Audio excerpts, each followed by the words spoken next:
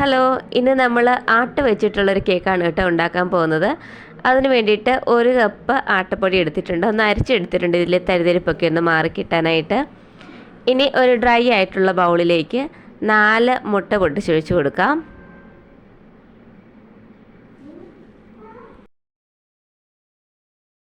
ഇതിലേക്ക് 1 teaspoon vanilla എസൻസും 1 നുള്ള ഉപ്പും കൂടെ ചേർത്ത് കൊടുക്കാം. ഇനി ഇതൊന്ന് പതഞ്ഞ് വരുന്നിടം വരെ ഒന്ന് ബീറ്റ് ചെയ്തെടുക്കാം. കുറച്ച് പതയുമ്പോൾ തന്നെ നമുക്കിതിലേക്ക് 1 കപ്പ് പൊടിച്ച പഞ്ചസാര ഇട്ട് കൊടുത്ത് ലോ സ്പീഡിൽ നിന്ന് ഹൈ സ്പീഡിലോട്ടാക്കി നല്ല ഫ്ലഫി ആവുന്നിടം വരെ ഒന്ന് ബീറ്റ് ചെയ്ത് കൊടുക്കാം. ഇനി നമുക്കിതിലേക്ക് നേരത്തെ അരച്ച് വെച്ചിരുന്ന ആട്ടപ്പൊടിയാണ് ചേർത്ത് കൊടുക്കുന്നത്. അത് കുറേശ്ശെ ഇട്ട് കൊടുത്ത് നമ്മുടെ ബീറ്റർ വെച്ച് തന്നെ ലോ സ്പീഡിൽ ഒന്ന് മാത്രം ഇട്ട് ഒന്ന് ചെറുതായിട്ട് മാത്രം ഒന്ന് മിക്സ് ചെയ്ത് കൊടുക്കാം.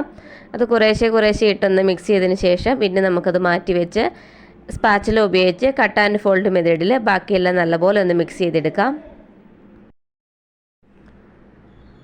ഇനി നമുക്കിത് മോൾഡിലേട്ടോ മാറ്റാം. 8 ഇഞ്ചിൻ്റെ മോൾഡാണ് ഞാൻ എടുത്തിരിക്കുന്നത്. അതിൽ ബട്ടർ പേപ്പറൊക്കെ ഇട്ട് കൊടുത്തിട്ടുണ്ട്. ഇതിലേക്ക് മുഴുവനൊന്ന് ഇട്ട് കൊടുക്കാം. ഇനി ഇതിലെ ബബിൾസൊക്കെ ഒന്ന് മാറാൻ വേണ്ടി ഒന്ന് ഇളക്കി കൊടുത്ത് ടാപ്പ് കൂടെ ചെയ്ത് 10 മിനിറ്റ് പ്രീഹീറ്റ് ചെയ്ത ഓവനിലേക്കാണ് വെച്ച് കൊടുക്കുന്നത്. 180 ഡിഗ്രി സെൽഷ്യസിലാണ് കേട്ടോ ചൂടാക്കുന്നത്. ഇനി ഒരു 30 മിനിറ്റിന് ശേഷം നമുക്കിത് ബേക്കായി കിട്ടും. ഇപ്പോൾ ഇത് നല്ല പോലെ തന്നെ ബേക്കായിട്ടുണ്ട് കേട്ടോ. ആട്ട വെച്ചിട്ട് ഉണ്ടാക്കി തന്നൊന്നും പറയുകയില്ല കേട്ടോ, അത്രയും പെർഫെക്റ്റ് ആയിട്ട് തന്നെ കിട്ടിയിട്ടുണ്ട്. ഇനി നമുക്ക് സെറ്റ് ചെയ്യാം. ഇതിനൊരു കേക്ക് ബോർഡിലേക്ക് ഞാൻ കുറച്ച് ക്രീം അപ്ലൈ ചെയ്ത് കൊടുക്കുന്നുണ്ട്. ആദ്യത്തെ ലെയർ വെച്ച് കൊടുത്തതിന് ശേഷം നല്ലപോലെ ഷുഗർ സിറപ്പാണ് കേട്ടോ, സാധാരണ നമ്മൾ എടുക്കുന്ന ഷുഗർ സിറപ്പാണ് ഒഴിച്ച് കൊടുക്കുന്നത്. അതിലേക്ക് കുറച്ച് ക്രീം കൂടെ വെച്ച് കൊടുക്കുന്നുണ്ട്. ഇത് നമുക്ക് തന്നെയുള്ള കേക്ക് ആയതുകൊണ്ട് അധികം മധുരം വേണ്ടാത്തതുകൊണ്ടും എല്ലാം മധുരത്തിലുള്ള എല്ലാം കുറേശ്ശെയാണ് കേട്ടോ ഞാൻ എടുക്കുന്നത്. ക്രീം ആയാലും ശരി, ഇതിൽ ഞാൻ ഓറഞ്ചിൻ്റെ ക്രഷാണ് കേട്ടോ എടുത്തിരിക്കുന്നത്. അതാണെങ്കിലും കുറേശ്ശെ മാത്രം ഒന്ന് ഇട്ട് കൊടുക്കുക. പിന്നെ കുറച്ച് ചോക്ലേറ്റും കൂടി ഇട്ട് കൊടുക്കുന്നുണ്ട് ഫില്ലിങ്ങിനായിട്ട്. അങ്ങനെ നമുക്ക് 3 ലെയർ ഒന്ന് സെറ്റാക്കി കൊടുക്കാം.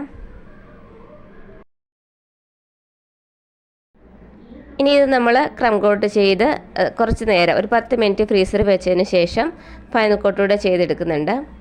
ഇതിലേക്ക് കളറൊന്നും ഇല്ലാതെ ചെറിയ കുറച്ച് ഡിസൈനാണ് കേട്ടോ കൊടുക്കുന്നത്. അത് നമ്മുടെ റോസറ്റ നോസിൽ വെച്ചിട്ടുള്ള കുറച്ച് പൂക്കൾ മാത്രമേ കൊടുക്കുന്നുള്ളൂ. ഇനി അതിലേക്ക് നടുക്കായിട്ട് കുറച്ച് ഗോൾഡിൻ്റെ ബീഡ്സ് കൂടി ഇട്ട് കൊടുക്കുന്നുണ്ട്.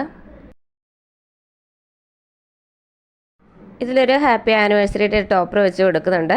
മൊത്തം വൈറ്റ് ആയതുകൊണ്ട് നമുക്കൊരു ഭംഗിക്കുറവ് തോന്നിയാലോ എന്ന് കരുതി ഞാൻ കുറച്ച് ബട്ടർഫ്ലൈസ് കൂടെ വെച്ച് കൊടുക്കുന്നുണ്ട് കേട്ടോ.